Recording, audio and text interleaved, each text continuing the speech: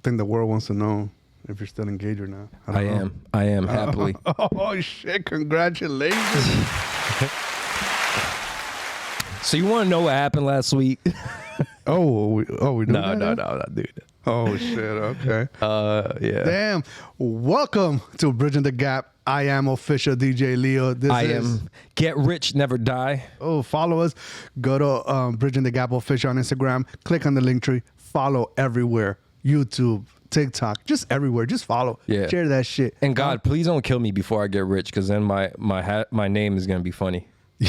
Ironic like a motherfucker. Like God, please let's blow up this podcast first before you For real, dog. before you bring me back home. Before you take me to the top. Yeah, for real. Literally. Damn. Now last week I was a little down because I had started my morning fucking crazy. Petty shit. I literally woke up on the wrong side of the bed. Yeah, he was just petty ass. I was petty, but you know what? Are you trying to make it an official apology? What's up, dog? No, I already apologized. I mean, yeah, I guess officially public apology, yeah. Public apology, yeah. Yeah. You know, but it is what it is, because I didn't bring up the problem here at all last podcast. I said I would, but then, you know, I was kind of calculating, treading lightly. Yeah, you did. You know? I hinted at it a little. I tried. You tried instigating. I tried to bring you, get it out of you. You tried. You did. But, you know, it didn't work. So you have this little, like, F word that we can't say as smirk when you try to jam me up. You're like, oh, what happened to you? Sure. All giddy and shit. You know. I'm not going to talk about it. You're not? All right. It is what it is. Should I? I don't know. You tell me, dog. Like, I'll listen. Bro, I was petty, okay? I was petty. Oh, yeah? I was petty. Very petty. You know? I agree with that statement. I was childlike and immature. Yeah. That's what you both said. I agree with that cold-heartedly, that you were very... You mean wholeheartedly? Not cold-heartedly. Yeah. It's wholeheartedly. Whatever. Fuck you. You trying to jam me up? Yeah, no, I'm trying to... Because you're a petty-ass bitch. Deviate. Because you're a petty-ass bitch. That's why. Maybe I am. Maybe I am. You know what? We're all a work in progress, Leo. Well, how's your week, bro? How you been, Leo? My week has been great, dog. You know, started back in, you know, I was working from home for a little bit, and now I started my routine of going back to the office. So I hate traffic. It takes me close to 2 hours to get home sometimes in the evening. So you know how it is when you have a feeling of like, yo, you're out, but you're not really out because you're not home, or you're not anywhere near to getting home. That's the worst feeling, yo, when I'm out of work, but I'm still having to focus on the traffic and the assholes and everything else. You know, Miami traffic is the worst, yo. The people don't know how to drive over here. Yo, that's been a constant recurring theme, especially because I do Uber Eats. That's been a constantly recurring theme. I'm like running stop signs, running yields on roundabouts, like dangerous shit, bro. Dangerous shit. People can't drive here for shit. That's why, like, when we were talking about that at work yesterday, they were like, oh yeah, when you rent a car, they won't take your Florida insurance because Florida insurance is like they won't take Florida driver's insurance because they know like we all suck here. Oh, for sure. We all suck here. So they want you to take their insurance and shit, especially when you're from here. It sucks, bro. I was in the middle of driving, right? I'm speaking of roundabouts. I was in the roundabout. I was going around in the circle to try to make that turn into where I was heading to. Yeah. Bro, I'm coming here and then I see a car coming. I'm like, oh, okay, she has to yield because I got the right of way, right? Bro, she just continues right in front of me and cuts me off right as I'm about to take the turn.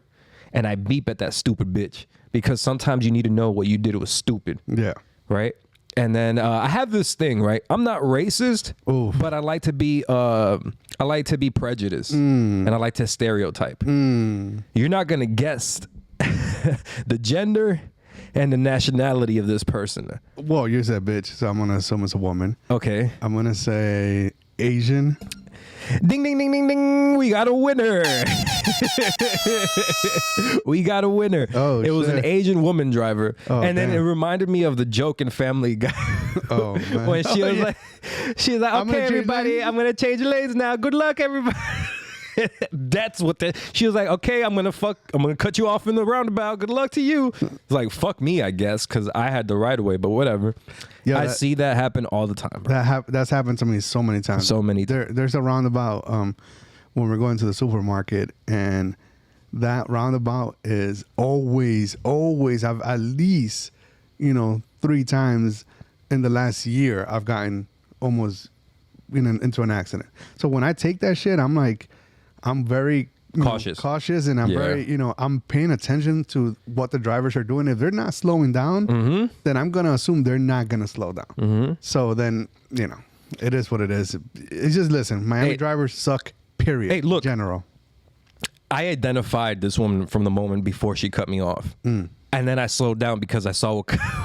Wow. And then I'm like, yo, I don't think she's gonna follow the road rules here. And I was right. So sometimes being stereotypical and prejudice helps in your because I knew it. I was like, yo, I think I gotta slow down because I'm not sure what kind of driver. And then I look at her license plate.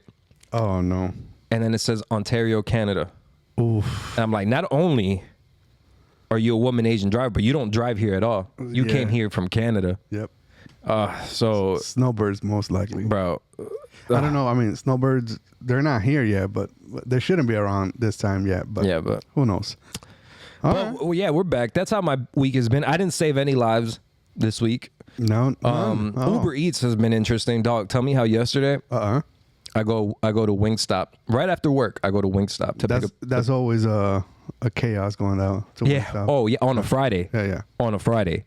Yeah. So I go to the one in Miramar. Bro, there's this little like lane where cars pass through that was full of parked cars trying to get in to Wingstop and pick up their orders. So I'm there. I get there like at a decent time, 5:45. It's 6:20. I finally get the order. Damn. Yeah. 6:20, I get the order. I get out of the car. Mind you, it's beaming fucking hot. Florida weather is not to fucking play with. Nope.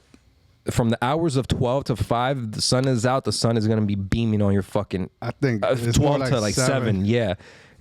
12 to 7. If the sun is out and there's no rain, in the clouds or anything, that shit is going to beam the fuck out of you, bro. And it's humid out here. Yep. Finally get the orders.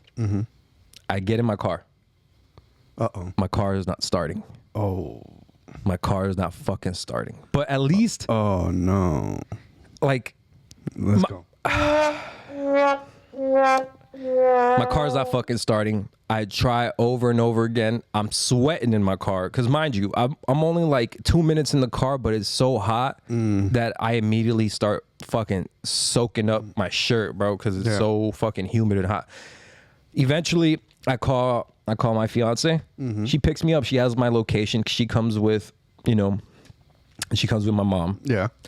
And, we do the jumper cables thing. And then my fiance notices that there's smoke coming out of my battery. Oh, crap. And then there's like battery acid spewing out of my battery. Damn. So that shit is cooked, right? Yeah, no. So I'm like... So she calls her brother. She's like, her brother's like, yo, get the fuck away from the car. Get out of the car. Yeah. Don't drive that car. And I'm like, I panicked a little bit. I went to a parking spot in that plaza and I jumped in my mom's car and I was just thinking, and then I told her, fuck it, man. I'm just running away from the problem. If I don't solve this right now, it's just going to build up in my mind. So I was like, Mom, turn around. Let's go. Let's go back. I'm going to solve this shit right now. And then like I had it in my head. I just needed to put it in my head and be fine with the battery exploding on me on the way to AutoZone. I just needed to be fine with that because that was a little fear of mine. I didn't want to drive the car because I didn't want to die. Yeah. But then I'm like, yo, AutoZone is right down the street. Like you can make it. I had to convince myself. Went to AutoZone. They changed my battery, charged me $250, 4-year warranty for a really good battery. And then they tell me, yo, your alternator is fucking these batteries up. So I got to change my alternator. Yep. And then I looked into how much alternators cost. it's not a lot, but it's a decent amount that'll make it a little dent in my pockets. So, ladies, check out for his OnlyFans coming soon. Coming, it's gonna be my only toes. Only toes, Only OnlyFans. Listen, just check it out. He's about to sell his soul for an alternator.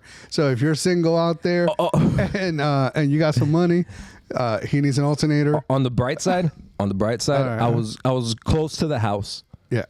You know how close that is. It's right there. Yeah. So I'm glad because I usually be in Fort Lauderdale. I'd be in North Miami Beach. I'd be in Bayside. One time I went to Boca. Good. Let me ask you a question though, because I don't have AAA. No, I get that, but I'm lost in this story a little bit. So what you do with the order? I have to look at the bright side. All right. So the orders got canceled. I had to call Uber support, and they said safely dispose of these orders, and I did safely dispose of these orders, bro. The safest way I possibly thought of disposing these orders, I did it, bro. And I was so excited about that because, mind you, I got 2 orders. Oh, one of the guys had a big order. He had 2 bags of food. Damn. And then it was another woman. So I got 3 bags of food to take home and a drink from all that shit. So it wasn't a total loss. I was near the house. I got free food. You got probably like over $100 worth of food. It sounds like. Yeah. Like I want to say between $60 and $100, something like that. Yeah, for sure. And I brought that back home, and I safely disposed of it. Yeah. Bro, they had 2 chunky brownies. They had all types of chicken tenders, wings. I was like, yo. Oh, that sounds like definitely like over $100. Yeah, for sure. Because anytime I order from Wingstop, dude, and I order like something small and stuff like that, $30. Yeah. So I know that if they got, the brownies and everything, it was probably an $80. Oh, for sure. And then you had another order. Yeah, you had over $100 worth of food there. Hey, man. Sometimes life comes at you fast, but you got to appreciate the little things, the silver linings, man. When life gives you lemons, you eat the chicken tenders. Yeah, when life gives you chicken tenders, you eat them for real. Damn, okay. That was an interesting story. I mean, hopefully, your car is working, but yeah, you got to get that alternator because if not, you're just going to keep replacing the battery over and over and over. And after a while, they're just going to tell you no. Yeah. So yeah, man, alternator is a big thing. But, yep. And I Googled it. Not Googled it. I YouTubed it, how to do it myself. Yeah, you're not going to do it. I might. I'm going to do it. I'm going to become a grease monkey, Leo. I'm going to become a multifaceted individual, bro. So you heard it here first. This is the death date. This is where it started. This is where it started. The beginning of the end. Episode 12 is where Jay announced that he's about to kill himself. He's about to kill himself, his car, and anybody else in the road. Because he's gonna have a part just fly out in the middle of a highway. I'm a handy guy. What are you talking about? I know what I'm doing here. That's not the kind of handy you are. Yes, I am, bro. Yes, I am. We talking about masturbation? Yeah. Oh my god. Yeah. See? Yeah. Transition. Talking about transitions, yo. Are we talking about trans people? I was gonna talk about Drake. Oh, okay. Is that a trans? I don't know. He did his pectorals, so I don't know. He did his abs. He's right there. He's right there. He's right there. But yeah, man. Crazy ass article you sent me recently. Yes, sir. About the Drake lawsuit. If you guys have been under a rock, Drake is suing his record label UMG, right? UMG, Universal Music Group. Where he feels like they deceived him, and they purposely promoted the "They're Not Like Us" song by what's his name? Kendrick Lamar. Come on, man. I'm not good with names, man. Anybody who knows me knows I'm not good with names. But yeah, it's getting nasty, though. He's actually asking for, to bring out the fact that Kendrick beat his wife, allegedly. Yeah, any domestic violence against a woman, anything of that in his past. Yo, he actually said in the lawsuit that Kendrick's kids are not his. Yeah, proof that his kids are his. Yeah, it's crazy. All that shit. Yeah, and just as of as a result of everything that just came out a few days ago, the CEO of UMG, Lucian Grange, just came out and of course said that this lawsuit is ridiculous. Basically, he said he spent millions of dollars on Drake's career. Why would he spend millions of dollars in someone's career to then destroy it? Easy, because I still want to eat off your publishing. That's why I would invest money on botting Not Like Us, so I could devalue you. That's like a simple question. Like I've supported you at your peak, and now you're at your falling action. You're past your peak. Yeah, but I get that. But at the same time, why wouldn't you want to have, if you have two individuals who are basically at their peak, why wouldn't you want to keep both of them at their peak? So I see what you're saying. I see maybe you see one's career maybe is in the decline while another's in the upward position. But why would you not want to keep the one that's already up, keep them up, and then just bring up the other one? I'm gonna need you to go ahead. Explain how you feel about this. I'm gonna go ahead and I'm gonna need a rant, because this is something that I've noticed for a while in this industry, because I've been a big fan of this industry. I've studied this industry because the way I approached it, I used to be a writer. I used to do music. I still make music. I used to write and compose and perform my own songs.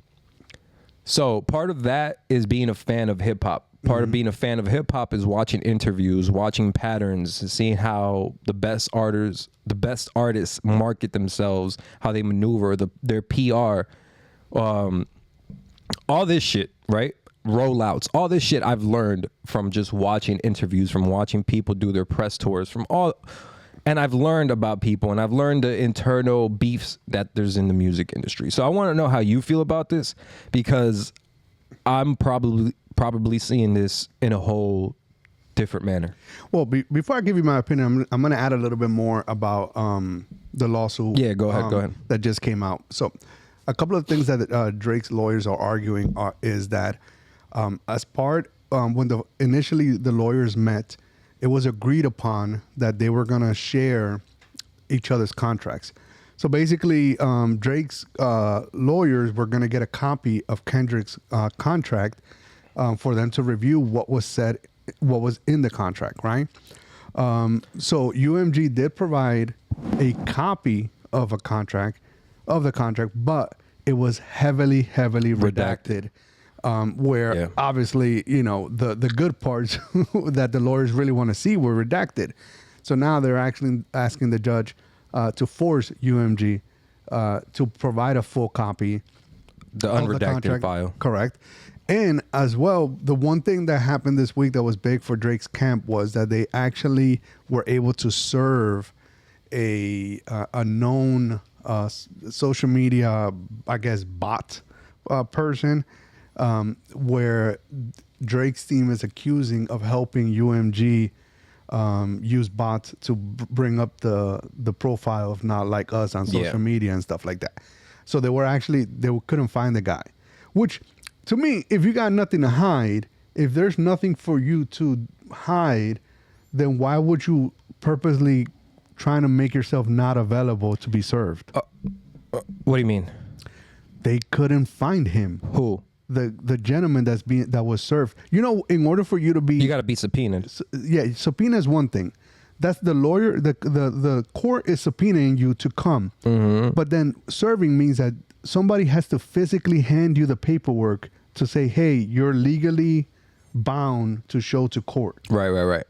Until you get served, you're now breaking the law if you don't show up. So basically, if you can be anywhere in the world, and as long as you are not served by the subpoena, so as long as you don't receive the paperwork saying you were served, you're basically now breaking the law if you don't show up to testify. Right. Okay? So they've been trying to serve this guy. So there's people out there that get paid to go around, and basically all they do, their job is to basically hand you legal paperwork and say, hey, you're legally been served. You need to show up to court. Right. They couldn't find this guy. They couldn't find him anywhere. In his known locations. Right. And finally they did, and they were able to serve him. We're talking about the guy that was botting? Yes. Okay. Yeah. So And what I'm saying is, why would you hide if you had nothing to hide?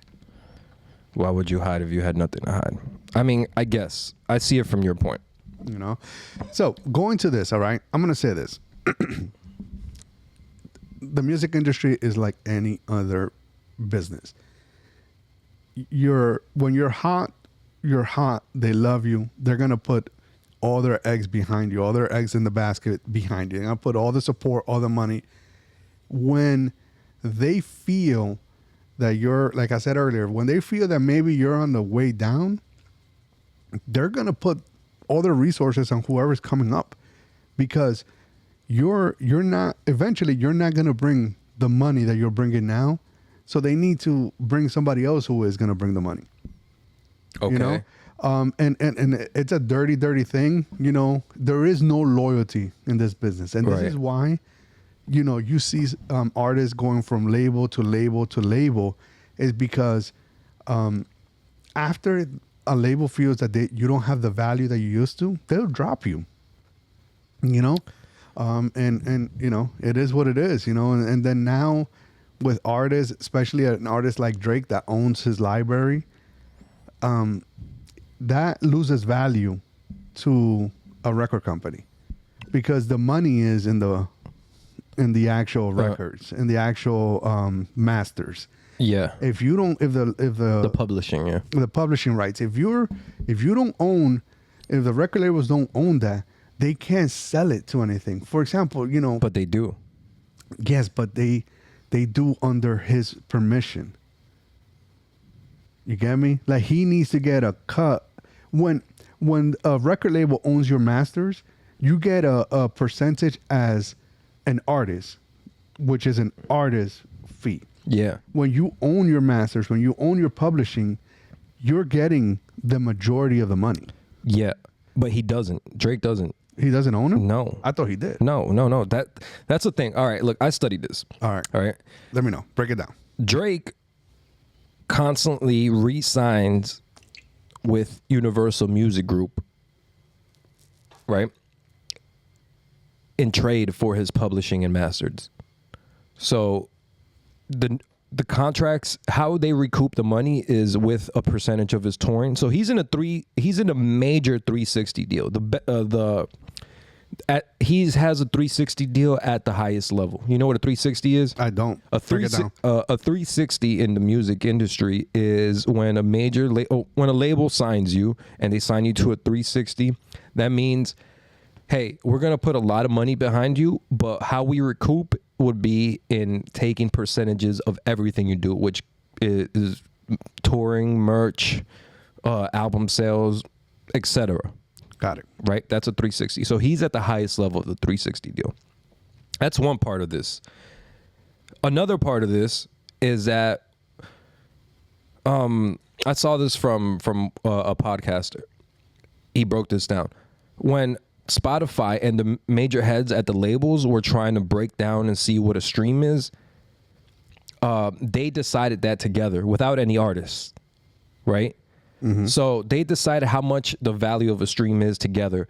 The major heads at the labels have stock in Spotify. Now, what he said is that, which is true, in any other business, if you're doing business with a company and you have stock within that company and you're trying to like set a value for the stream of the company, that's like insider trading. Correct. But everything goes on in the music group, in the music world, because it's so shady, right? Any other world, anywhere else that wouldn't be legal, but shit gets away from here. They get away with things here, right? That's another part. Another part of this is that like 90% of the revenue that comes to Spotify goes to 1% of the artists, which is the major artists like Taylor Swift, Drake, Bad Bunny, correct, etc. Right? So now we're in this legal lawsuit, right? Kendrick and Drake had a rap battle, and now we're in this legal situation, right? And this initially, from what I understood, this lawsuit started with just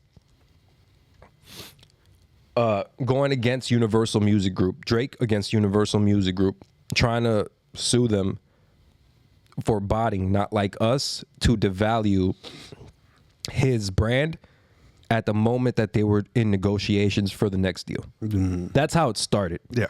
Right? And now it's turning into this whole bringing Kendrick in when you decided to engage in this rap battle. Right? You decided to do that. Now, here's my thing with Drake. Right? Uh-oh. Go ahead. I want to start off with, I love Drake. Yeah, just yesterday, I was listening to his album called More Life, and I'm like, wow, this brings me back to like a time. It's like a time capsule. Like I listened to it, and it brings me back to the time I was in when I was listening to it. And I was like, man, he doesn't make music like this anymore. And I think he's kind of like plateaued like around 2018, I want to say. Right? And I've always loved his music, but I've always felt weird about him as a person, who he is in this industry, because it's always weird to me how you started off rapping in a New York accent. Now you talk Canadian, you switch into your Jamaican accent, you get into your London accent. And the truth is, what I've noticed about this guy is that he's a chameleon. He's not himself. He's who he needs to be at any moment. Got it. Yeah. You know? And it takes a lot of talent to do that. I'm not negating. It takes a lot of hard work and talent to be able to maneuver and move like that. But what that tells me psychologically is you don't have self-assurance in who you are. You're not really self-aware. Yeah. You know how that comes off. You don't have your own personality. And what I remember is that he started this as an actor. Correct. And this has been Degrassi. Now Drake, the artist, has been his greatest role ever. Because how do you like? I'm looking at the trajectory. His like first singles were Best I Ever Had. Yeah. And then at some point it becomes Mobtized. Started from the bottom. Yeah, started from the bottom. Yo, but but like most artists, he uses ghostwriters. So, most of those hits are not his. So they are his. There's this common misconception of how he uses ghostwriters. He's a collaborator. He writes for people too. He's written for. It's not like the fact that he uses collaborators doesn't negate the fact that he's a writer himself. Yeah, but just because here's where it gets a little touchy with that ghostwriting stuff, right? If I come in, you write 30 bars and I write 2 bars, I collaborate. Yeah.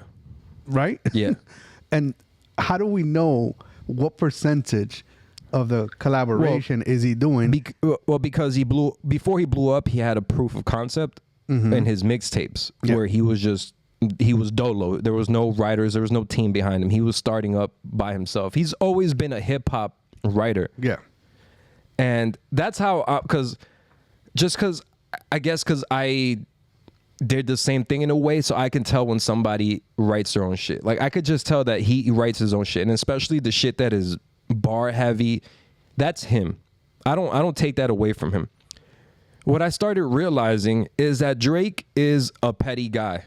He's a very petty guy. Way pettier than me. No. He's way pettier than me. Just like you then. And there's something about him that like I just view him in a different way now because of all that he's doing. And I think that's the part he's missing out. I think this is the point where we see Drake finally make a misstep. I think this is the point where Drake made his hugest mistake. I'll tell you why. Because a casual fan like me, and I'm not even that casual, but I'm like, nowadays I'm more casual than I used to be about this shit. Where he's fumbling the line is bringing Kendrick into it. Because now you're starting to go into the defamation part of the lawsuit. You're starting to go into proving the facts. And that's something I had an inclination about last year because I'm like, this guy is very petty. He's not going to let anybody get away with this. This L, he's gonna remember this, and he's gonna find a way to turn it around. Yeah. So what did he do? He started suing. And that's the problem that people have with him, is that whenever, like, you can't just take it L like a man, move on. Like, the ideal thing would have been move on, stay out of sight, come back, make your hits again, pretend like it never happened. It was a great moment in hip hop. Leave it as what it was. Take your L, and just go away. You'll come. You're Drake. But that authenticity that he speaks about in his music is erased. In hip hop because, yeah, okay, call me a pedophile, but if it's not true, then, and I'm still popping out here, then what is the big deal? Like, okay, I lost the battle. That was a great song. Well, here's the thing. Oh, and here's another thing. When the tools that he used are used against him, then it's wrong, right? Because if he has a hit, you know what happens when he has a hit? They bought it. Yeah. They bought it. They do the same thing. Yep. Kendrick had a hit. It's not, all right, let's not pretend like Not Like Us wasn't a hit. Even if I agree. Even if it wasn't a diss track, if he would have just dropped it. If he would have just dropped it. It still would have been a hit. It would have still been a hit. And then then the labels, once they see the traction, it's like fire. You see fire, you're gonna add kindling to that shit. Yeah. And then if you wanted to scorch the whole forest, you're gonna add gasoline to that shit and let it do what it does. But you're gonna take it to the next level by doing that. Here's the thing. And then you're gonna profit more. Here's where I agree with you, and I have a little bit of an issue with Drake, right? I feel like if he truly was going about the defamation lawsuit, right? I feel like if you were really about just clearing your name, making sure that you're not a pedophile and stuff like that, his first lawsuit would have been a defamation lawsuit. He wouldn't be going first to UMG, and then he's like, "Oh wait, I look stupid. Let me add the defamation lawsuit because now I'm adding a little bit more, I guess, meat to the lawsuit. So I'm gonna do this." So to me, had he maybe done it in reverse, maybe he would have been like, "Yo, would have sued Kendrick for defamation," and then he would have said, "UMG, you allowed him to defame me by not only publishing his song, but giving it more thing." Then maybe I would have been like, "Okay, he's going about it a little different." Then now it's about, "Oh, you made him look better than I did," which I agree. He looks like a pussy. He looks stupid as hell. He looks stupid, and this is like hip hop legacy. He doesn't understand that people don't play with this shit. Like, I understand that he's a monopolizer. That's what he is. Yeah. He's a monopolizer. And man, there was a point I was going to bring up. Should we do it? What? Should we do it? Yo, Drake. You're a bitch. I'm sorry, man. You're a bitch, Drake. You're a bitch. Damn, yo. Like, you know what? It's crazy because when he first came into the scene and he had a bunch of these hits, yo, Drake was the shit. You know, there was a point in time where Drake was dropping just hit after hit after hit. And then he went into this little, I guess he wanted to kind of reinvent himself and do this hip hop R&B sort of fusion kind of thing. Well, he always came in with that. Yeah, no, but it was more because now more of his hits, they're not like even his hip hops are a little bit slower. They're more like they're not melodic. Rap. They're like melodic. Yeah, they're not rap. They're more like I would say like a fusion between R&B and hip hop kind of thing. Yeah, well that's a new style. That's just the times also. Yeah, but like a lot of rappers get melodic nowadays and they still rap. But to me is I know you want to kind of adapt a little bit, but yo, keep to your fans. Your fans like what they like about you. Yeah. So to me is why would you turn your back on your real fans to try to get new fans? Yo, the ones that got you where you are your real fans. So why try to Look, Drake. Look, I studied this guy. I studied this guy more than I think. Like him and Jay-Z, Eminem, Kendrick, Nas are the people who I've studied for greatness. One thing I learned about Drake. What happened? One thing I learned about Drake. He's Canadian. He's Canadian. No, but one thing I learned about Drake is that Drake is very, very aware of public perception. He knows what things are going to look like, and he's always want to come out looking as a good guy. He said, to quote him, he said, he's like, they wanted me to go, they wanted me to take some R&B people on a tour, and I told them no, and I drew for Kendrick and Rocky, and I made those moves with the world watching. So he knows the world is watching his every move, and especially now because he's at the zenith point of his career. Yeah, well, he's at the zenith. He's on the zenith of his career. I think he's on the way down already. I think he's plateaued, but he might be on the way down. But I think he's at either way. This level's higher than 2011 Drake. Either way. Yeah. Right. Yeah. Okay, so I think at this point he just wants to go without taking an L. You know, I think at this point he's blinded by everything, and it's like he's doing performative things because he decorated this lawsuit as being for all artists. And that's how people on his side are selling it. Yeah. And I don't like that selling because we know what the fuck it is. We know you're selfish. We know you're petty. You're just trying to come out with a W. Yep. Just stop trying to sugarcoat this shit, because that's what, like, as a Drake fan, that's what fucking, you can't talk about authenticity in your fucking songs and then not be hip hop and then not be authentic and then just cater to the people who are watching. Those two don't correlate. You're trying to say you're authentic for the authentic people, and then you're trying to please everybody else, and you can't do that because the authentic people are going to catch you. Yeah. And are going to say, yo, you're not authentic. All this shit that you've been selling your whole career about, yeah, I'm the realest. Yeah, I'm the realest out here. I'm real. And then you come out of the lawsuit after you take a major L against Kendrick Lamar. You were never going to win that, first of all, against Kendrick. Not in the sense of skill versus skill, but the fact that people wanted to see you fall. And you went into that. And I had some regard for that. I had some respect for that. But the follow-up to this shit is just straight up bullshit and straight up pussy, in my opinion.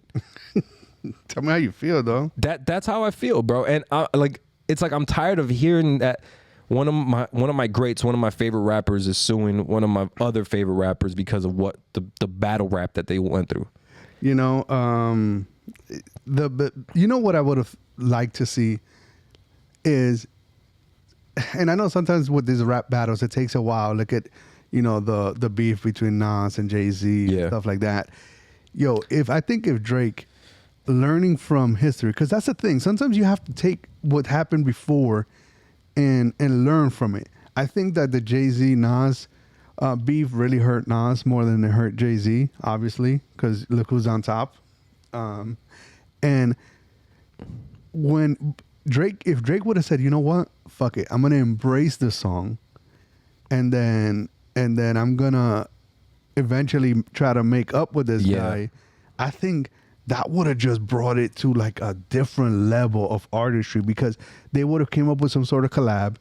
Then that would have just been, you know, even a bigger hit, you know. And that's the other thing. That's the other thing, is because he always wants to sun people. It's like Drake's ego can't take a hit. And that's what I don't like about this guy. Like, his ego is too fragile for him to take hits. Like, this has been, like, his way of being has been going on since he was young, bro. He's just a very petty, very calculated, petty guy. Well, to be fair, I guess, you know, he was in a very sensitive show. I guess like one of those soap opera shows. And no, this is the whole point of Not Like Us. This is American culture. That's some Canadian bitch ass shit to go and sue after you lose in a rap battle. Man, oh my God, bro. Bro, this is some bitch ass shit, and he's one of my favorite people, so I just take it more personal than the average person. He's one of my favorite artists of all time. He's one of my favorites of all time, and this is some bitch ass shit. I'm not gonna lie. Yeah. And like, I was supporting him up until the point where he asked Kendrick's lawyers or whatever to bring up details about his bring up cases of any files they have on domestic violence. Yeah. And he needs proof that that Kendrick's kids are really his. Like, what kind of bullshit, soft ass, baby ass shit is that, just to prove what you said in a rap battle was real? Yeah. Or what are we doing here? Like, it's their business. And then and yo, the thing with that too is that there's kids involved. Yo, what would first of all, he has a kid. You know that as a parent, the last thing you want is anybody fucking with your kids. Let's say, just for argument's sake, it is true. Yeah. They're not Kendrick's kids. According to them, that's his father, right? Why the fuck would you want to ruin? Because he's a bitch. I get it, and we already established that he is a bitch.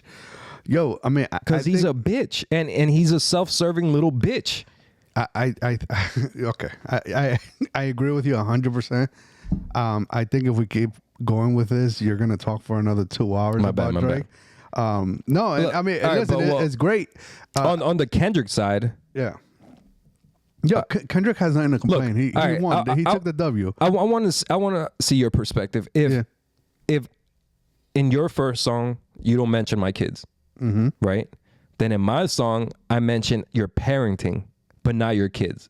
Is that mentioning kids, or is that if I say wake him up and tell him to pray, but you don't know nothing about that? I take him to school, I teach him morals and discipline, but you don't know nothing about that. Is that me attacking your parenting, or is that me talking about your kids? No, that you're attacking me. Yeah, I'm attacking you. You're not attacking my. You're not attacking my. And that's that bitch ass shit that I'm talking about. Because Drake used that as an excuse to call to in his next song. He's like, "Oh, you mentioned the kids. Don't blame me." That's not mentioning the kids. That's your bitch ass justification. Correct. To say, "Yo, your kids are not yours." Yeah. You see what I'm saying? That's the type of person he is. Yeah. He's a nasty snake. That's what he is. He's a nasty scorpion snake. Oh. And makes great music, talented, has incredible work ethic, takes care of his people. Got to respect that. But super snake, super bitch. That's my final word on that. Damn. It's crazy. All right. I mean, you know, we kind of said what we need to say. Again, Jay can go on for hours at this. Yeah. And this is bad for hip hop. And for somebody who really loves hip hop, you know, Leo, I know you love hip hop, but I love hip hop. I don't like new hip hop. I get that. That's respectable. But here's the thing, though. It's an age thing. Here's what I'm going to say, though, because Kendrick is considered new hip hop, but he's sort of like a hybrid kind of thing, you know? He's a vet. Yeah. He's 37. He's a vet. But I don't mind Kendrick. I don't mind Drake. I mean, now I obviously, what is it? Loverboy. What is that shit called? The last album that Drake brought out? It was For All the Dogs. Oh, but the other one was Certified Lover Boy. Yeah, that one was whack as fuck. Yeah, I didn't like that one so much either. There was some fires. Yeah, there were like two that were yeah. But then after that, it was like, okay, I got bored. Like the first time I listened to the album. It didn't hit like Drake albums. Yeah. So, you know, and the good thing about this, I'm gonna say this though, nowadays, right? Because back in the day, I would have had to purchase the whole fucking album in order for me to know before Apple Music and Spotify. I would have had to purchase the whole album to then just find out that it was trash. I would have been mad like go to FYE, listen to a few songs. Yeah, but the old days. Yeah, damn, that's old. That's really old. But no, even after that, even after FYE was gone, where you can buy the music online, you know, you had to buy the whole either you bought individual songs. Yeah, it wasn't streaming yet. Or you had to buy there was no like Apple Music or Spotify, nothing like that. So you had to buy the iTunes and shit. That's what it was. Yeah, but you still had to buy it. Yeah. But you could digitally buy them. But that's crazy. Yo, I would have been mad if I bought Certified Lover Boy and I heard it to I would have thrown fucking. Yeah, man. Like, and Drake, he has like impactful moments in my life. Like when Wilson used to drive me around and we used to go places. Like I remember going to Best Buy with him and buying Nothing Was the Same, and then just like, yo, this shit is hard. Like this is his best. Like you know, it was a different time. People viewed Drake differently. He was somebody who was stepping into his own and stepping out of that sensitivity realm of how these people perceive me, and I'm gonna step up. I'm gonna like man up. I'm gonna put my chin up and just handle all these situations. But yeah, man, like it sucks. It sucks for hip hop because rap battles should just be rap battles, and I don't care what. Like the whole point of a rap battle is let me say the worst shit about you with some merit behind them. Drake was 23, massaging a 17-year-old on stage. It's not like there's no merit behind what Kendrick is saying. Yeah, Drake during the battle where he used Tupac's voice as AI, he said, he said, yo, tell him you like Kendrick as Tupac, right? He was talking as Tupac. He's like, yo, Kendrick, tell him he likes young girls from me. I heard it on the Budden podcast. It has to be true. Like you baited him into this. You asked him, you asked for this. Yep. You know, and then you don't want to suffer the consequences because you took a major public L. And it's just some bitch ass shit, bro. Yeah. Yo, I mean, you know, again, we can keep talking about this, but we're gonna move on. We're gonna transition. Yo, speaking of music, what? I was gonna say Maluma. Oh my God, dude. Yo, that's a good transition. I like that. I was gonna go to getting fucked, but you always go to getting fucked, and we're gonna talk about that next. But not me getting fucked. Anyways, we're gonna talk about So, in case you guys haven't seen the video, in case you haven't heard, Maluma was recently in a concert in Mexico. Mm-hmm. In the middle of his performance, he noticed a mom with a 1-year-old child near the front row, close enough for him to see. And with the fucking speakers blaring, bro. Yeah. Well, we're going to talk about that in a second, but I just want to put out the facts. And then this guy literally stopped his whole show to berate this woman about how dangerous it is and how, she should know better than to bring a 1-year-old to a concert, that decibels are loud, that's irresponsible, so on and so on. He went and he shitted on this girl for like a solid 10 minutes. Okay. And I'm conflicted, right? Because at one point, most of what he said was correct. Okay. It's that child's ears are sensitive, very sensitive. And if you're going to take a child, they now sell the specifically, made noise canceling earmuffs for children. For children, right? Like they've gone to the point where they know that parents want to go to concerts, but at the same time they want to protect the hearing of the children. Mm-hmm. So buy that again. And then if you're in the front row, you got money because you're not. When you're going to concerts nowadays, you're spending hundreds and hundreds of dollars to get, and then some artists you're spending thousands of dollars. Look at Bad Bunny. Right now, you're spending thousands of dollars to go see this guy. So if you're near the front row, you spend a lot of money. So I'm going to assume that you have the money to buy earmuffs. Here's what I have an issue with. You're a fucking artist. I know you're a parent. You shouldn't be telling other people how to parent. You shouldn't be, especially as an artist, you should not be shedding on your fan. Because this person is obviously a fan that paid a bunch of money to go see you perform. You know how they used to say back in the day, told LeBron to shut up and dribble? Mm-hmm. Maluma, shut the fuck up and sing, dog. That's what you're there for. Listen, if that kid has problems later on, it's not your problem. It's what they're gonna sue Maluma because they're not. Yes, it's Mexico. Okay, that's different. I didn't know it was in Mexico. I just said it at the beginning. You were not listening, I guess. Okay, my bad. Damn. All right. Well, here's where I think it is his responsibility because, bro, if you don't, all right. First of all, you're Maluma, so this moment, if somebody's recording it, it's gonna go viral. So it's not only a public service announcement for that person, but then it becomes a public service announcement for anybody else. One. And two, if this woman was right there. Right. Let's take what happened to Travis Scott. He shut up and sang, and then people died at his concert. Well, he wasn't paying attention either.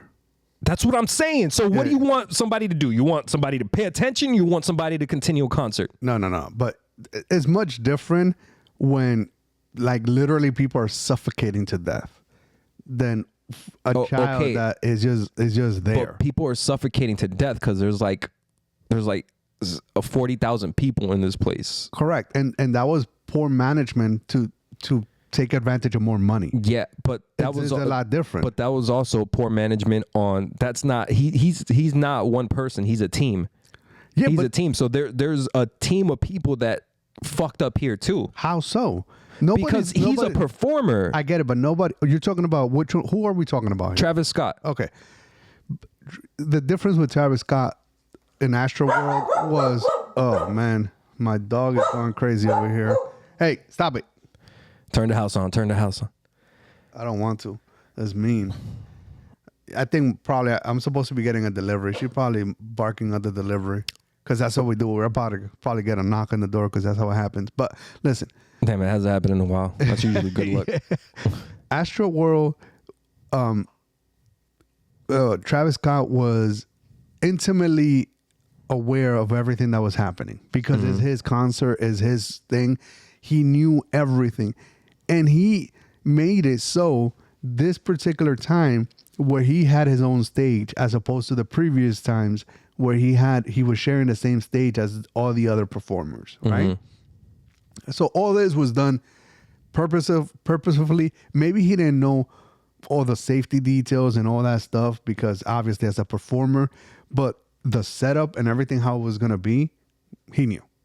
So, but Maluma going into a concert, he doesn't know who's going to be attending that concert. His team doesn't know who's going to be attending that concert. People buy tickets, and most kids, if you're under 2 years old, you can take a child to most places and you don't need a ticket for it. This kid was a 1-year-old, you know, they weren't going to check. Yeah, but I don't know. I think as an artist, like it's either you're damned if you do, damned if you don't, you know? And I feel like had that not happened and had he not cut in, and then let's say that woman, like that kid's eardrums get fucked up because of that concert and he never said anything or anything like that. This woman has the opportunity to paint it as, oh my God, I was at my concert and then, you know, I was at this concert. I brought my 1-year-old. Maluma kept singing. He didn't stop at any moment. Now my 1-year-old suffered this thing. But that's your fault. That's your fault. But yes. You have the opportunity to attach him to that. That's why he spoke out, because it's like, yo, I don't want to be responsible for this shit. I'm not going to give this bitch a chance. Not only that, but this is also a public service announcement for anybody who needs it. And this might be a learning opportunity for this stupid bitch that brought her 1-year-old to the front. I guess maybe if he would have acknowledged it in a way where he was like, yo, that's not good. Like, the problem is that he went on and berated her for 10 minutes. Like, he's shitting on her for a full 10 plus minutes. Okay? Talking about children. And yeah, listen, he just became a father a few years ago, and maybe he's because of that. But just because he's a little more sensitive. But just because you're a parent doesn't mean, again, you cannot tell. People hate to be told how to parent their kids. Okay? And listen, if you would have been like, yo, he would have stopped and said, yo, you brought a baby? Oh my God, what? And maybe he would have questioned it more concerned of, hey, you don't have any hearing protection or something? Maybe he could have been to his team in the back, yo, like get him some protection, please, or something. At that point, he looks good because he's caring about the child, but he's taking initiative to also care about his fan that is there to watch. So okay, I see your point. It would have been a win-win situation. Instead, he completely shitted on this girl. Yo, just like, you know what? Let me stop you right there. Sometimes you gotta shit on Mexican chicks, bro. Oh damn. Okay. Sometimes you gotta shit on them, bro. Sometimes they don't be thinking, especially young girls in general, not even Mexican anymore. Tell me how you feel. tell me how you really feel. I'm just fucking around. Tell me how you really feel, dog. Like, damn. No, I'm fucking around. I felt that. That was visceral. I felt that to my Nah, core. but that is irresponsible though. Maybe he shouldn't have done it like he did. I agree with you there. And you know, the way you said it is probably the best way to put it, because it's like it's a win-win. I'm teaching you at the same time I'm helping you. Correct. And that's the best way to approach and it. then he would have gone viral for all the right reasons. For all the right reasons. You know, he would have been like, yo, I care about the baby. I care about my fan. Let's make a way that everything works. I mean, just like a lot of these superstars are self-serving, so sometimes they get caught up in the sauce. Yeah. So they think, so they get caught up in the sauce too much that it backfires on them. And I think that's what happened. Yep. He got caught up in the sauce of being a good person too much, or a good father or whatever, that he ended up going on a rant and shitting on this girl. Yeah. And instead, what he should have done is take the, I want to say, the ego-less approach, the approach that doesn't need you to be, you know, like above this woman. Is the approach that it should have been like, hey, let me help you, but at the same time teach you a little something. Yeah. Yeah, I get you. I get you on that. He shouldn't have done it like that. Yeah. Fucking piece of shit. But sometimes Mexican girls need to hear that shit. All right. Transition. I'm gonna Transition. I'm not touching that shit With a tough pole. Yeah, I know that. Yo, you know, I was gonna talk about getting fucked. Just because You got fucked no, never. in your butt? Yeah. Well, Monday. Rough Monday. sex, butt sex. Monday. They're putting a camera up there. Wait, did you just expose yourself? Something? You going for a little treatment, bro? You know, sometimes you need to go look at your colon. Yeah, You are you're really getting a colonoscopy? Nah. All right. I am getting an endoscopy though. I am getting a camera down my throat. You know. Too much dick down your Yeah, throat. You gotta see, are you pregnant in your fucking esophagus? Too much swallowing. I gotta spit. Yeah, your Yes. esophagus is pregnant. They're gonna put an ultrasound on your neck, You know bitch. it. Yeah, they're gonna go 4K. They're gonna go like Alpha 4K, bitch ass. All right. Put an ultrasound on your esophagus. You know, Is they're gonna crazy, go all bro. the way down to see where the baby. That's crazy, bro. Anyways. C-section on the trachea is crazy. Yeah. You know, it is good lube. The T-section, bro. All right, my bad. Fuck. Go ahead. Yo, you know, conjoined twins, Abby and Brittany. You know about them? I do. Siamese twins that are conjoined at the neck. Basically, at the they're torso area. they're basically one body. Yeah. and it's right there. One. Yeah, she has another one growing in her torso. Like they're connected by the neck, but they have two torsos. Do they? Yeah. I thought. No, they have one. Man, look. Okay, Yeah. I was wrong. There's just two heads It's on one just body. Two heads on one body. So okay. Ooh. Whoa. That sounds like a. So That sounds like a Pornhub search. yeah. So keep that in mind. Two heads, one body. So Abby, one of the twins, Yeah. right, got married. No, they both got married. Well, Abby got married, let's say, and her husband recently had a child. We got to give it up for that. Wait. One thing I'm going to give it up for is love, Yeah, of course. right? And children. Any child in your life, especially when you're married, is a blessing. Something's wrong with you, motherfucker. I just got to put it out there, bro. Something's wrong with you who married the conjoined twins guy. But here's where I'm having a thing with it, right? So he's not married to both of them. He's only married to the one, right? Only one of them fell in love with him, Technically. right? But they share everything else. They share the only thing that they have that is individual. All right, who feels the pussy? Is it the girl he married or the other girl? Both. They It's don't one. both feel the pussy. Is one. How does two heads feel one pussy? Because their nervous system is attached to their whole body. That's why. Yeah, that's what I'm saying. One of them, but your nervous system starts from the brain. Yes, but they have So- one spine. Oh, but yeah, exactly. So that one brain has to. It can't be both brain connected to one spine. It is. This is why they were unable. In order for you to be able to have done it, you would have killed the other. That's why they never decided to take. I guess. So we're not gonna try to dive deeper into the sick fuck who try to marry the conjoined twin. I agree with you. Listen, what I was going to question was He's a loser that said, "Hey, I'm gonna get threesomes for life." that's the problem, right? So if only one of them is technically married to him or finds him attractive or whatever the case might be, what happens when he's having relations with his wife? They're sharing one whole body. What is the other girl doing? She's reading a book, or put a pillow on her. Just put her to the side. Yo, or you know what? Just doggy style all the time. Put a pillow over the two heads, and then it's like boom, it's one body. but so many questions because and do you make out with both of them if you're a missionary? and that's what I'm saying. Yo, there's so many questions. So bro. many questions. And who gives you the blowjob? And what are you doing when one of them gives you the blowjob and the other head is just right there going? She's like, "Are you having fun?" Yeah. Wait, move back. I'm watching TV. Move your leg.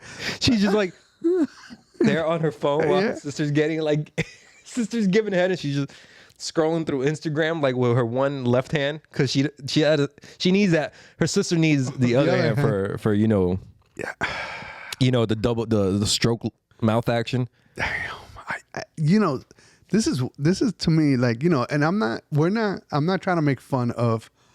I am conjoined twins or Siamese twins. Oh yeah, I'm not trying to make fun of them. I'm trying to laugh at the situation. Yeah, I'm questioning how is it that you're not both married to this gentleman or in love with the gentleman, but yet you're basically both having intercourse with him because you share one body.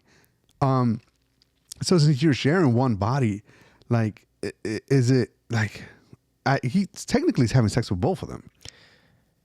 Yeah, I'd like to dive deeper into this sick fuck because like he is having sex with both of them, but you're a regular person. No offense. I mean, they're probably regular people too, but you're like a physical regular person. You know, all right. Look, conjoined twins and Siamese shit is not something that happens often. No.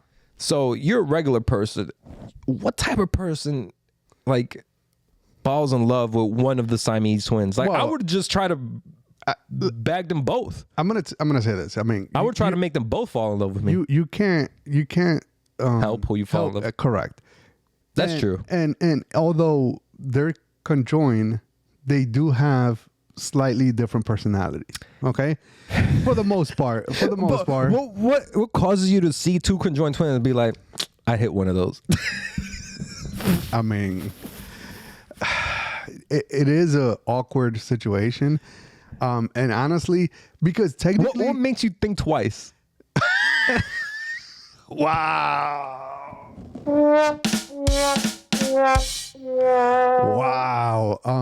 Man, that was tough. But listen, congratulations first on their baby. Oh yeah, congratulations on the baby. Yeah.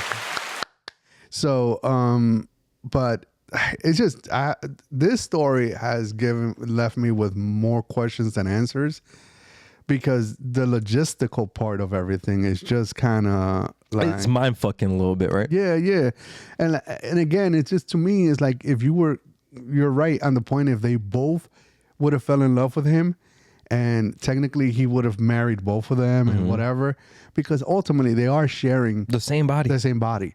So what does it matter if he's kissing both of them or if he's in love with both of them? And is the child both of their child? Yes. Exactly. Yeah. Because it literally came out of one body. You gotta fall in love with the complete package. You can't just fall in love with one of them. Yeah. They haven't, I mean, they kind of spoken about it a little bit, but it's just an awkward situation. Imagine you just like, all right, who controls the whole body? Yeah. And it's like, all right, that's the one I'm falling. No, but the worst part is the child. Later on, the child's gonna be like, mommy and daddy, and one is gonna say, yeah, mom, and the other one's gonna be auntie. No, double mommy. Double mommy.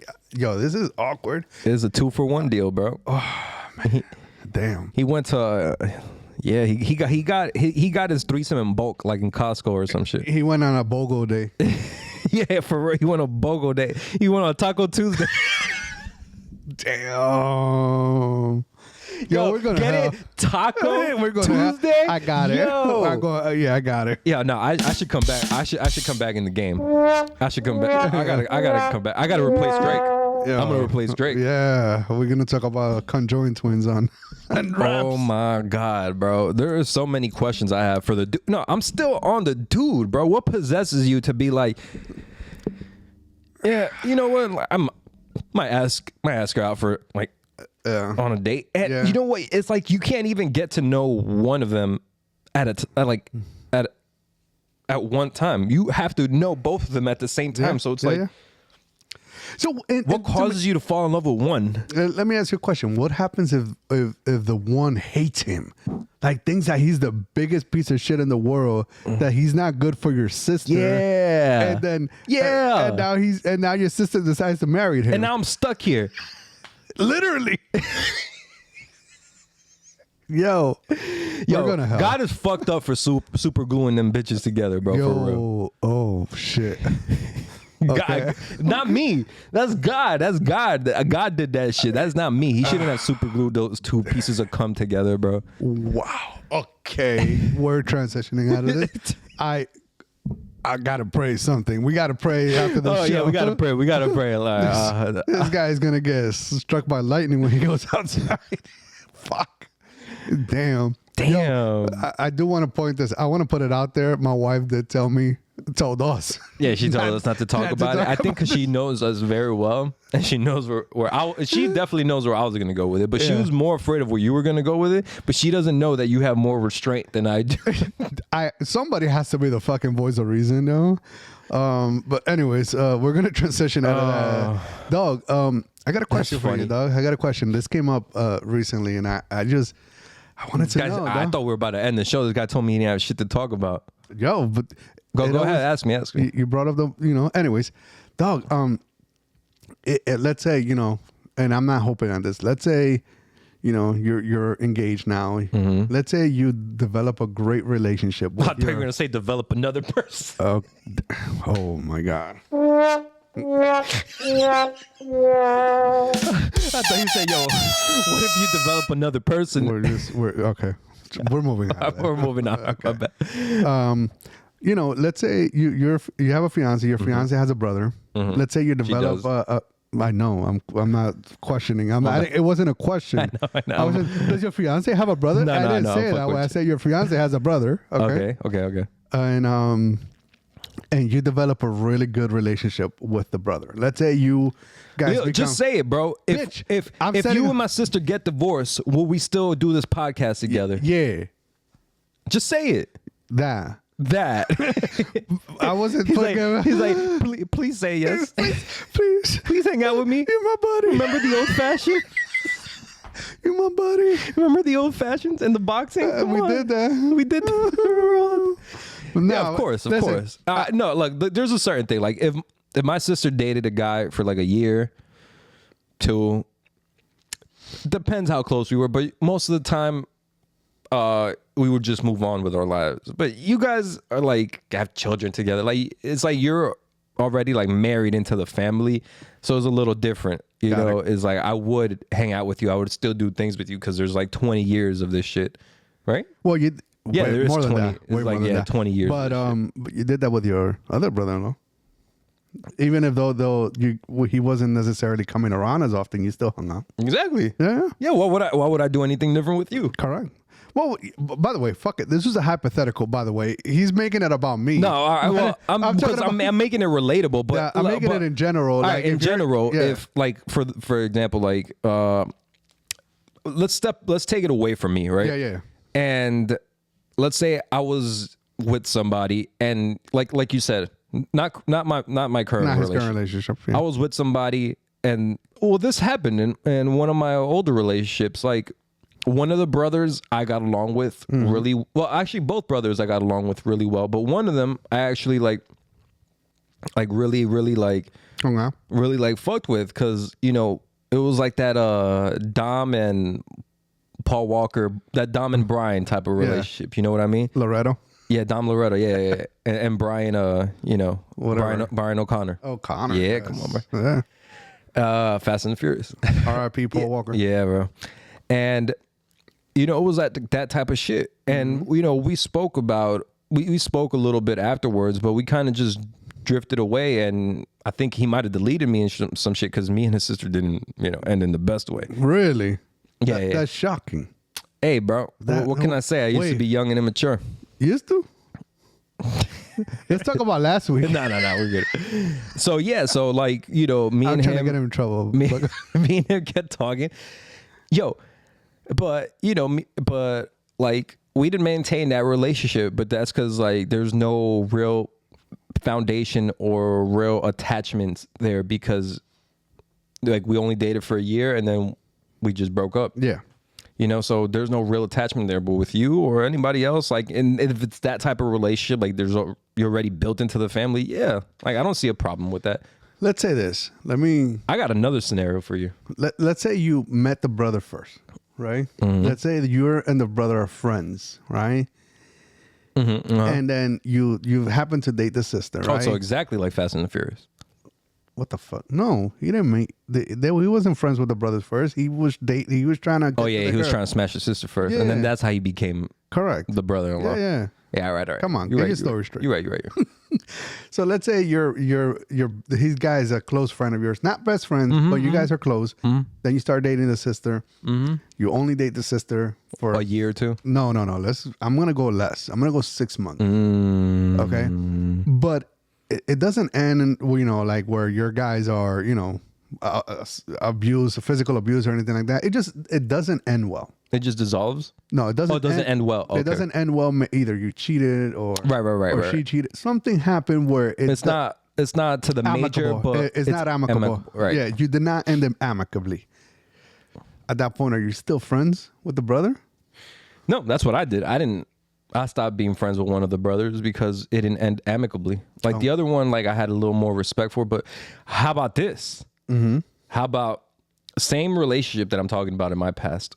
One of the brother's friends ended up working with me, and I became cool with him. Well, that's different. But it's his best friend. The brother's best friend became cool with me, and I was the ex of his best friend's sister. Yeah, but that's different. Do you think so? Because it's not. You're not related. The best friend is not related at all. Yeah, I know it's not related, but they're it's one of those best friends. Like, we grew up together since like we were in middle school. Got her. Yeah, but like we're like brothers at this point. But it's not blood. I feel like if it was, I would probably say like, let's say if they were cousins, and then he still became your friend, and at that point it's a little different because they're bloodline and stuff. But best friends, I think that's okay. Okay. I just listen. I'm not gonna lie. Like I fuck with the dude. We played video games. Like we worked. You fuck with the dude? No, like I really I mess with the dude. You like use protection. Oh my god. Oh. You see, it's cause is that slang? You're old. You don't understand when I fuck with somebody, it means like yo, I really, I dig you as a person. Gotcha. Not I didn't dig him out. He digged him out. No, I didn't dig him out. He definitely tossed that salad. Oh my god. That's all right. He always making gay shit, bro. Yeah. Transition. You're saying gay shit all the time. Anyways, but yeah, no, like I agree with you. I think, listen, I feel like as long as there's no physical abuse, and there's no threats, that individuals should be able to keep relationships separated. Exactly. So any relationship that anybody has, with their significant others should not be dictated to what they have with their siblings and stuff like that. And exactly. And I think that even if you break up, like you still should be able to be friends. Again, it gets a little awkward sometimes if there was some animosity in between the two and stuff like that. But, if you really are friends, you can continue being friends. I think the ones that feel like you need to, because I've had this conversation before, and some people feel like you need to cut the whole thing. If you're no longer with me, you can no longer be friends with my family. And some people feel like that. I feel like that's immature. I feel like that's immature. Which I'm surprised. You're very immature. I'm surprised you think the other way. You're more immature than I am, bro. I'm just immature on the podcast. Probably. And in my relationship. And your relationship. Listen, I'm not in your relationship, and you're fucking immature as hell. Nah, I'm not immature, bro. We're gonna have a guest, Jay's fiance. We're Talk gonna, about it. We're gonna ask. We're gonna ask her if she's. How We're gonna interrogate her. We're gonna ask how immature Jay is, and then we're gonna go from there. All right. But yeah, anything else you wanna talk about? Shit, not really, bro. That. Oh yeah. Yo, hopefully, God willing, I'm gonna see Messi tonight.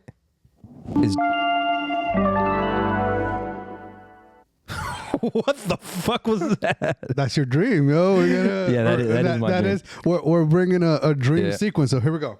Yeah. Yeah, so I appreciate you guys for babysitting. Yeah. Yeah. You know, if you ever want me to babysit Josh and Julie, I got you. You got me. I got you. I was kind of voluntold. Voluntold. Well, you're babysitting today, bitch. I'm like, oh fuck. Yeah. Like, hey, it is what it is, you know. I appreciate it. But know? yeah, man, like I'm gonna bring wifey with me. You know, hopefully. Trying to win some brownie points after last week.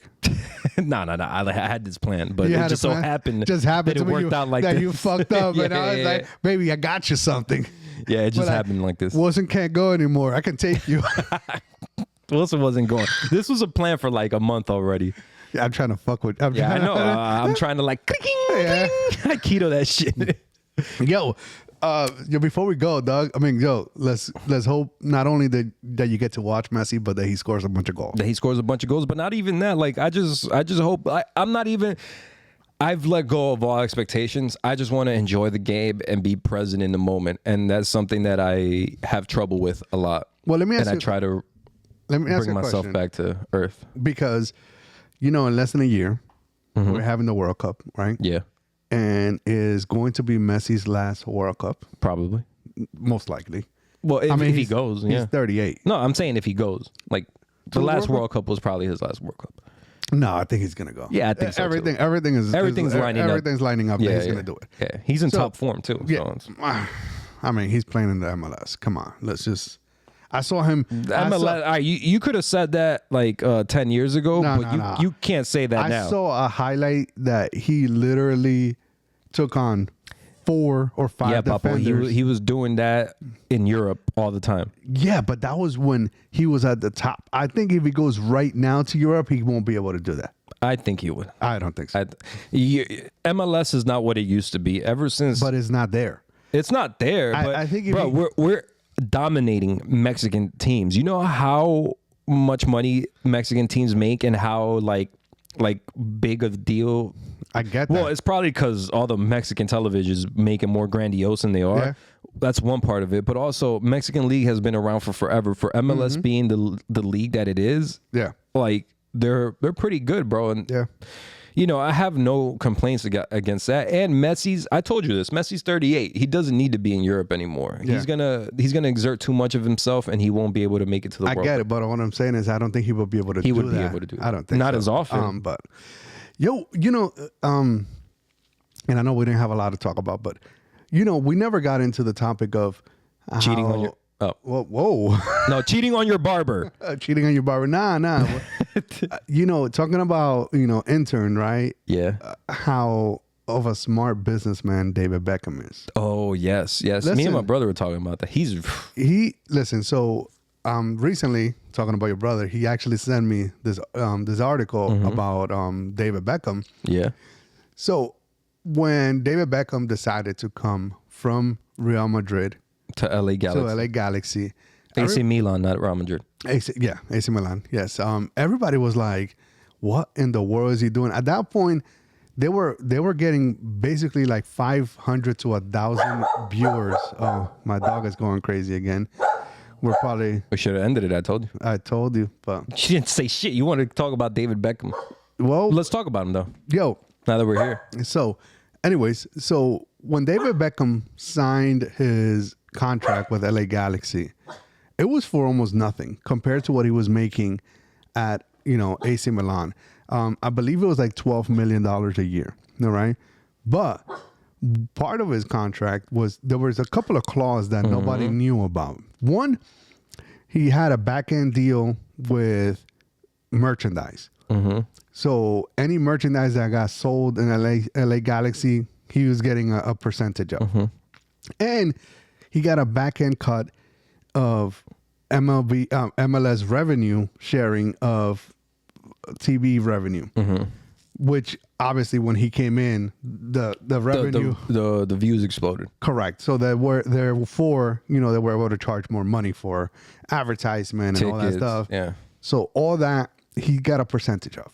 But the biggest clause that not a lot of people knew That came full circle. that was that he was allowed to, at any point, he can buy an expansion club, I guess, for $25 million. Okay? That's the low. Listen, That's at the time, there was no team, even the worst teams, like LA Galaxy was worth more than $25 million. Okay? Yeah.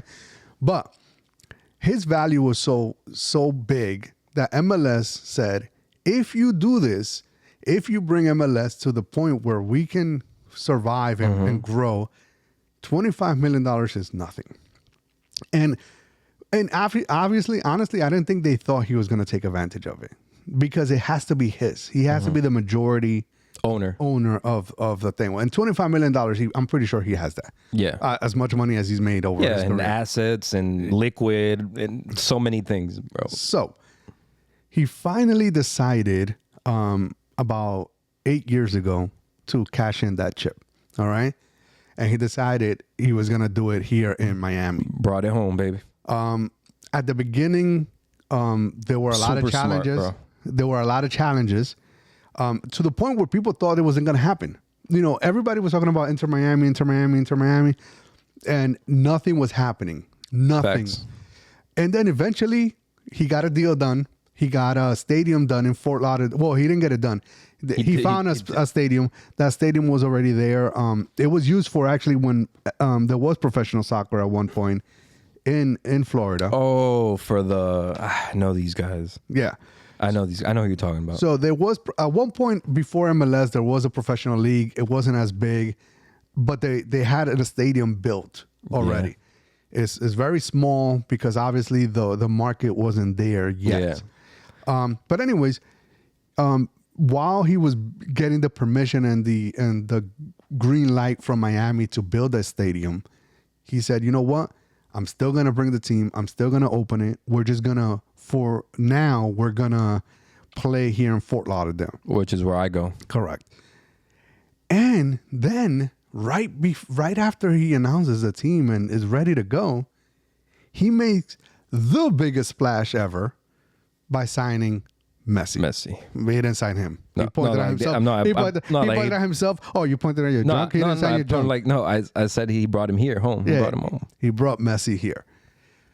That $25 million investment right now is over $1 billion. So Inter Miami is currently worth over $1 billion, and he just paid $25 million. If that's not the smartest guy ever, I don't understand what. I mean, it's smart too for yeah. I mean, you got to talk into the mic though. It's smart too for I know, bitch. It's smart too for the MLS. I heard myself. It's smart too for the MLS because they're calling this a retirement league, but you're still bringing players who are a little past their prime. It's not like they're fully past their prime. Mm-hmm. Not like when they brought Rafa Marquez down here, where he was just he came here to retire. He was garbage.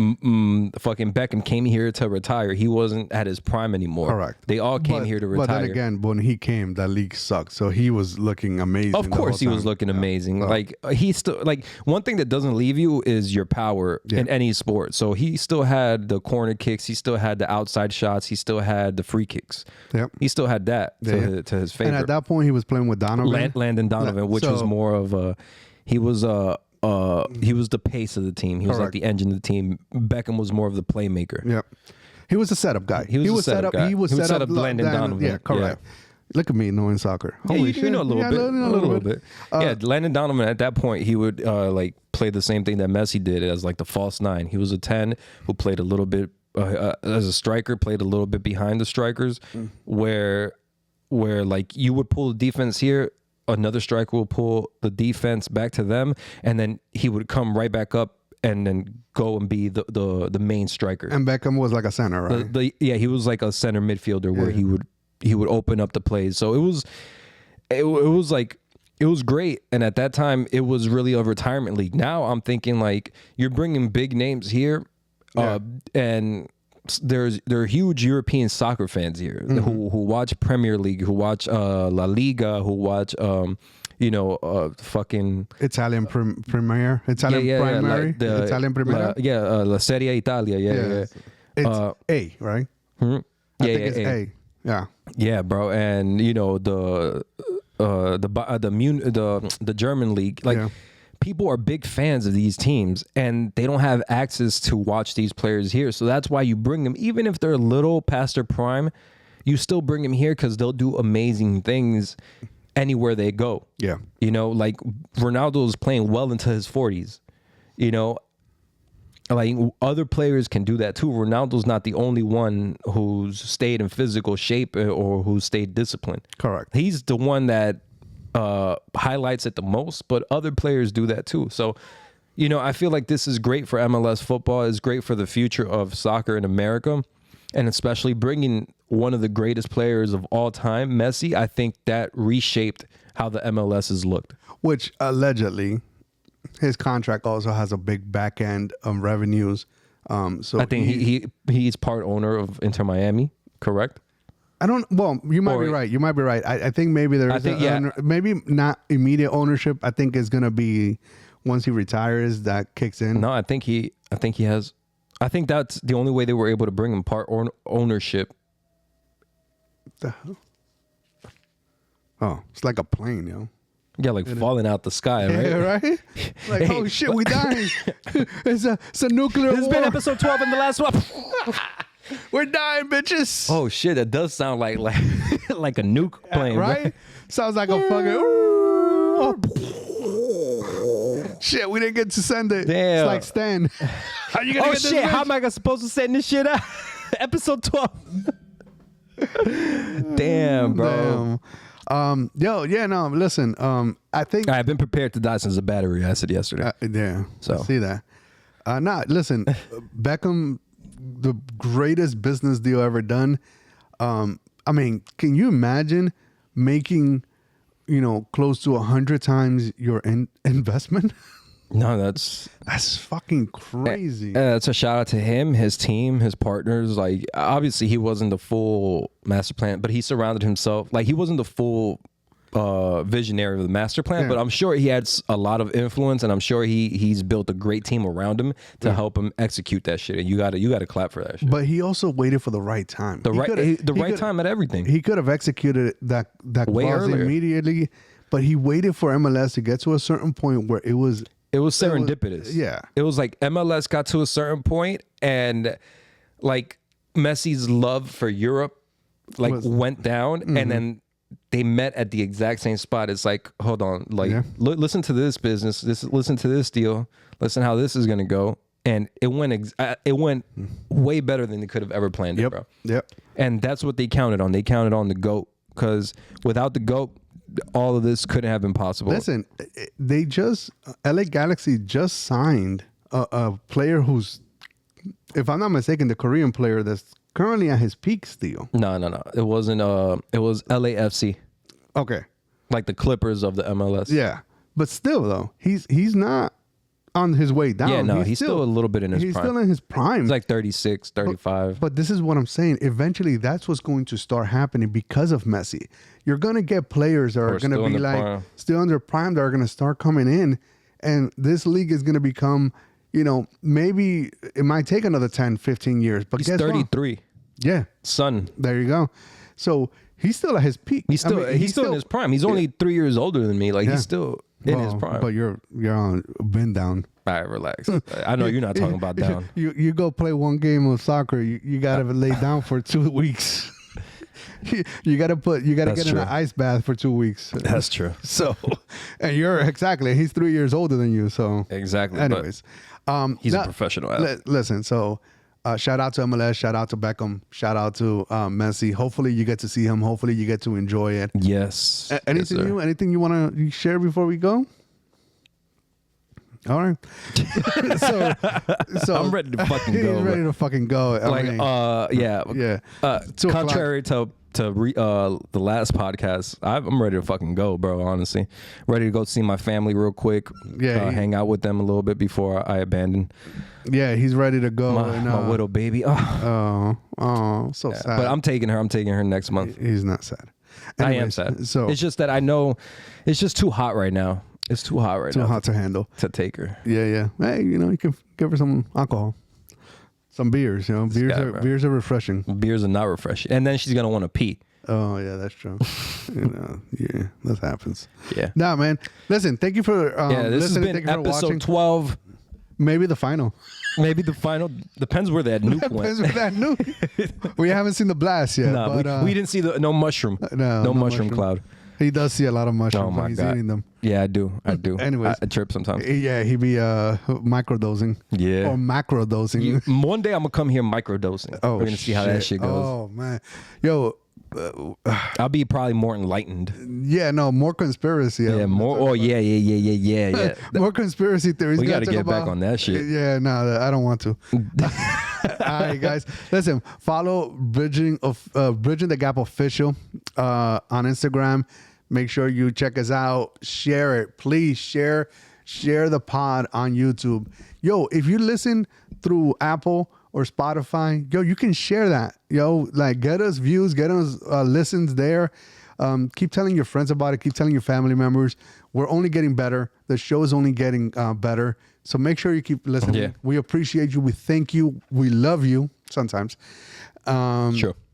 But yo, sometimes I don't even love myself. Check us out. I'm official DJ Leo. I'm Get Rich Never Die. All right, man. Much love. Peace. Peace, bitches.